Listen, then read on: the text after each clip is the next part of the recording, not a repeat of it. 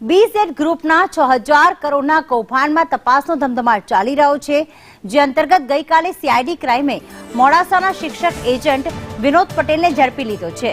શિક્ષક એજન્ટ ભીમપુરા શાળામાં નોકરીએ હતો તે દરમિયાન સીઆઈડી ક્રાઇમે તેને ઝડપી લીધો છે। મહાકૌભાંડી ભૂપેન્દ્ર ઝાલા વિનોદ પટેલને મર્સિડીઝ આપતો ફોટો પણ વાયરલ થયો હતો, જે બાદ પોલીસે આ કામગીરી હાથ ધરી છે।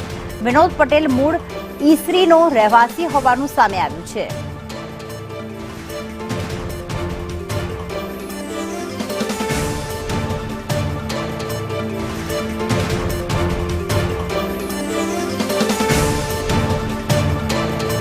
તો ઝાલા સાથે મર્સિડીઝ આપતો આ શિક્ષક એજન્ટનો ફોટો વાયરલ થયો હતો, ત્યારબાદ સીઆઈડી ક્રાઇમે તપાસ કરી અને જ્યારે તે નોકરીએ હતો ત્યારે તેને ઝડપી લીધો છે। આ એ સમયનો વિડીયો છે કે જ્યારે ભૂપેન્દ્ર ઝાલા તેને મર્સિડીઝ આપી રહ્યો છે।